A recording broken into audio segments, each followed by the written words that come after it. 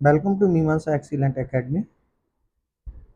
मैं आज आपके लिए खनिज तथा ऊर्जा संसाधन से संबंधित जो लेसन नंबर 5 है, बहुत ही इम्पोर्टेंट है। इससे पहले हमने एग्रीकल्चर का यानी कृषि से संबंधित एक बहुत ही इम्पोर्टेंट लेसन पढ़ा था। इसमें 100% कोई ना कुछ एक क्वेश्चन एक दो क्वेश्चन आपको ज़रूर मिलेंगे। और ऐसे ही हम आपको आज लेसन नंबर 5 है, खनिज तथा ऊर्जा संसाधन से संबंधित जो वीडियो रहेगा, और बहुत ही इम्पोर्टेंट लेसन है। एक एक महत्वपूर्ण पॉइंट को समझते हुए चलेंगे, क्योंकि ये थ्योरी के रूप में रहेगा। आपको बोरिंग जरूर लगेगा, लेकिन एक ऐसा वीडियो है, एक ऐसा लेसन है जिसमें आपको कहीं ना कहीं से ज़रूर क्वेश्चन मिलेंगे। और एक एक पॉइंट को, क्योंकि थ्योरी इस वजह से पढ़ाते हैं क्योंकि आज के समय में ये पता नहीं चल पाता कि क्वेश्चन कहाँ से पूछा गया है। और पूछा एनसीईआरटी ही बुक से जाता है, और ये एनसीईआरटी ही ज्योग्राफी क्लास 10th की लेसन नंबर 5 से है। और उसमें से एक एक लाइन जो है इम्पोर्टेंट हो सकती है आपके लिए। तो आप बने रहिए और इस वीडियो में, और देखिए पूरा वीडियो को। और आपको अगर पसंद आए तो प्लीज़ लाइक करें और सब्सक्राइब करें, और अपने दोस्तों को शेयर करना ना भूलें। हम लोग स्टार्ट करते हैं। सबसे पहले हम लोग एक खनिज के बारे में समझ लेते हैं कि खनिज क्या है और तथा उससे ऊर्जा संसाधन कैसे होता है। तो सबसे पहले खनिज के बारे में हम लोग समझते हैं। खनिज के बारे में अगर हम लोग समझते हुए चलते हैं, तो एक छोटी सी स्टोरी है। एक अपने पिता और एक अपने बच्चे को एक खनिज के रूप में समझाते हैं। और जो बच्चा है वो अपने पिता से पूछती है कि ये कैसे और क्या होता है। तो यहीं से हम लोग स्टार्ट करते हैं। जैसे कि एक हेवन है, अपने पिता के साथ दूर के गांव से गुवाहाटी आया है। यानी हेवन एक बच्चा है जो कि अपने पिता के साथ दूर से गांव एक गुवाहाटी आया है। वह लोगों को घरों जैसी अजीब चीज़ों से जाते देखता है। यानी वह लोगों को घरों जैसी, यानी घर जैसी चीज़ है, और उससे आते जाते देखता है, जो एक सड़क पर चलती है। वह एक रसोई को भी बहुत से घरों के साथ जाते देखता है। यानी वह एक रसोई को भी बहुत से घरों के साथ जाते देखता है। और यह आश्चर्य से पूछता है अपने पिताजी से कि पिताजी, हमारा घर इस प्रकार क्यों नहीं चलता। जैसा कि उसने गुवाहाटी में देखा, यानी उस बच्चे ने, हेवन जो होता है, वो अपने पिताजी से पूछता है। और क्योंकि उसने ये पूछा है कि जो गुवाहाटी में उसने देखा कि ऐसा हमारा घर क्यों नहीं चलता, तब उसके पिता ने उसे एक आंसर के रूप में एक उसे बताया कि यह घर नहीं है। जो सड़क पर चलता है वो एक घर नहीं है। ये घर जैसा दिखता जरूर है, बट ये घर नहीं है। ये बसें व गाड़ियां हैं। हमारे घरों की तरह ये ईंटों व पत्थरों से नहीं बनी है। इन्हें बनाने में लोहा, एल्युमिनियम जैसी धातुओं का प्रयोग किया गया है। यानी जो इसमें जो प्रयोग हुई है वो लोहा, एल्युमिनियम जैसी धातुओं का प्रयोग किया गया है। यह अपने आप नहीं चलते हैं, ये इंजन द्वारा चालित होते हैं, और इंजन को चलाने के लिए ऊर्जा चाहिए। कहने का मतलब, एक पिता अपने बच्चे को समझा करके कहते हैं कि जो जिससे ये बना हुआ है वो एक लोहा और एल्युमिनियम से बना है, जो धातुएं हैं। और वो धातु एक खनिज के रूप में खनिज मानी जाती हैं।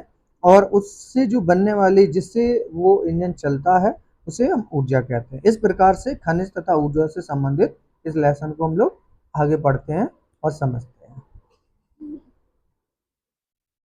अब हम लोग देखते हैं कि हम लोग अब यहाँ से देखेंगे, हम अपनी रोजमर्रा की जिंदगियों में धातु से बनी विभिन्न वस्तुओं का प्रयोग करते हैं। क्या आप अपने घरों में प्रयोग की जाने वाली धातुओं से बनी सूची बना सकते हैं? और देखते हैं यहाँ पर। अब हम वेरी इंपॉर्टेंट जो पॉइंट रहेंगे उनको गहराई से समझेंगे, और बाकी को मैं स्पीड से आपको पढ़ते हुए समझाता हूँ। आपने पढ़ा कि भूपर्पटी यानी पृथ्वी की परपटी जो है, पृथ्वी की ऊपरी परत को हम लोग भूपर्पटी के नाम से जानते हैं। विभिन्न खनिजों के योग से बनी होती है। विभिन्न खनिजों के योग से बनी चट्टानों से निर्मित होती है। और यह खनिजों का उपयुक्त शोधन करके धातुएं निकाली जाती है। यानी जो हमारी भूपर्पटी है, ये चट्टानों या योग खनिजों के योग से बनी होती है, और इन खनिजों का उपयुक्त शोधन करके ही धातुएं निकाली जाती हैं। खनिज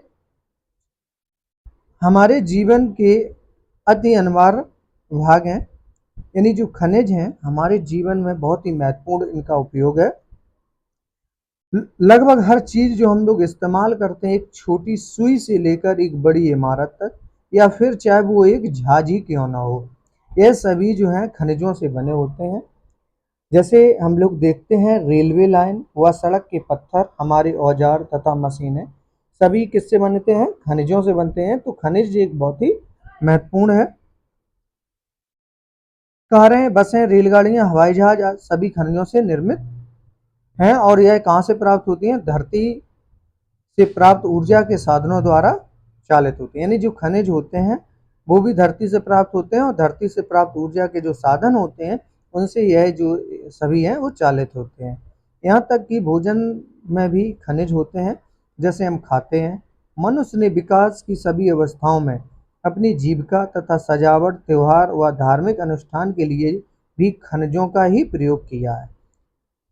अब मैं समझता हूँ एक इम्पोर्टेंट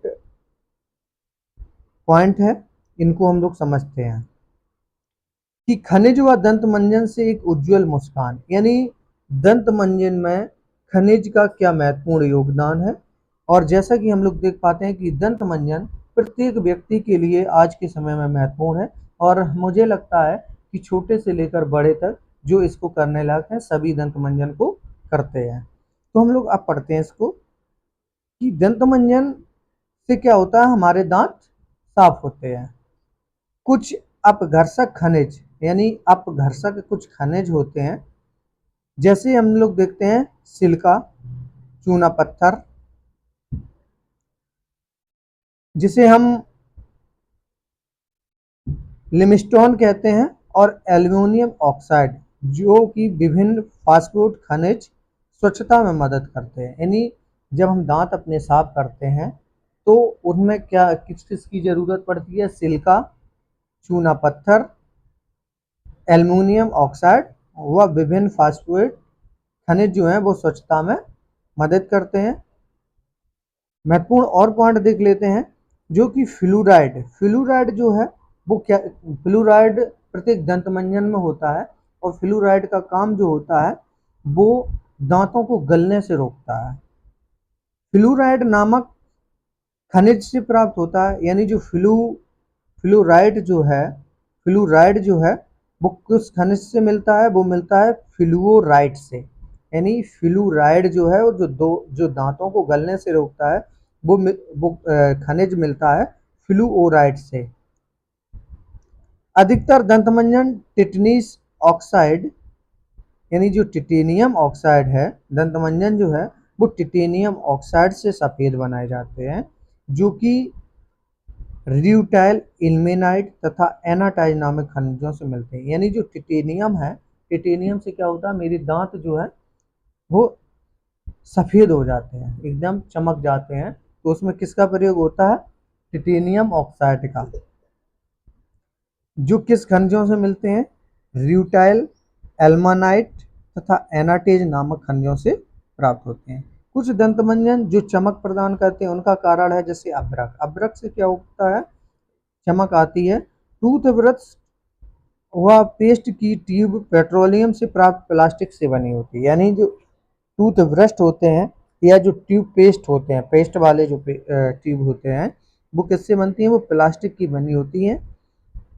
अब आप ये बताना है कि खनिज कहाँ पाए जाते हैं, इनको अब हम लोग पढ़ेंगे। ये हमारा महत्वपूर्ण एक पैराग्राफ के रूप में था, बहुत ही इम्पोर्टेंट था। अब हम लोग आगे पढ़ते हैं।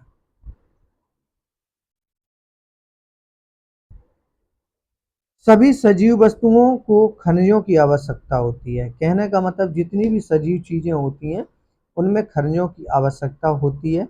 कैसे, देखते हैं। खनिजों के बिना जीवन प्रक्रिया नहीं चल सकती। यद्यपि हमारे कुल पौष्टिक उपभोग का केवल 0.3% भाग ही खनिज है। यानी हमारे पौष्टिक उपभोग का केवल 0.3% ही भाग जो खनिज है, तथापि इतने महत्वपूर्ण और गुणकारी हैं कि इनके बिना हम 99.7% भोज्य पदार्थों का उपयोग करने में असमर्थ होंगे। यानी अगर हम देखें तो इनके बिना हम 99.7% भोज्य पदार्थों का उपयोग कर नहीं सकते हैं। आगे हम लोग अब पढ़ेंगे। अब देखते हैं कि खनिज क्या है। जैसा कि हम लोग समझ तो चुके ही हैं कि खनिज क्या है, लेकिन अब इसको थोड़ा सा और समझ लेते हैं। भूवैज्ञानिक के अनुसार खनिज एक प्राकृतिक रूप से विद्यमान समरूप तत्व है जिसकी एक निश्चित आंतरिक संरचना है। ये महत्वपूर्ण पॉइंट है कि भूवैज्ञानिकों के अनुसार देखें तो खनिज क्या है, एक प्राकृतिक रूप से विद्यमान समरूप तत्व है जिसकी एक निश्चित आंतरिक संरचना है। खनिज प्रकृति में अनेक रूपों में पाए जाते हैं जिसमें कठोर हीरा व नरम चूना तक सम्मिलित हैं। खनिज इतने विविध क्यों हैं? प्रश्न बनता है कि इतने प्रकार क्यों हैं, इतने विविध क्यों हैं। अब हम लोग पढ़ते हैं। अब चट्टानों के विषय में पहले ही पढ़ चुके हैं कि चट्टानें खनिजों के समरूप तत्वों की यौगिक हैं। कुछ चट्टानें जैसे चूना पत्थर केवल एक ही खनिज से बनी होती हैं, लेकिन अधिकतर चट्टानें जो हैं विभिन्न अनुपातों के अनेक खनिजों का योग है। यानी जो चट्टानें हैं विभिन्न अनुपातों के अनेक खनिजों का चट्टानों का योग है। यद्यपि अगर हम देखें तो 2000 से अधिक खनिजों की पहचान की जा चुकी है। यानी अगर हम वर्तमान में देखें तो 2000 से अधिक खनिजों की पहचान की जा चुकी है, लेकिन अधिकतर चट्टानें केवल कुछ ही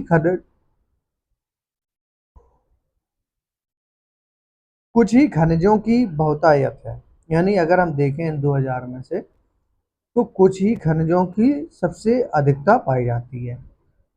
आगे पढ़ते हैं कि एक खनिज विशेष जो निश्चित तत्वों का योग है, उन तत्वों का निर्माण उस समय के भौतिक व रासायनिक परिस्थितियों का परिणाम है। यानी एक खनिज जो है विशेष निश्चित तत्वों का योग है और उन तत्वों का निर्माण उस समय के भौतिक व रासायनिक परिस्थितियों का परिणाम है। इसके फलस्वरूप ही खनिजों में विविध रंग, कठोरता, चमक, घनत्व तथा विविध क्रिस्टल पाए जाते हैं।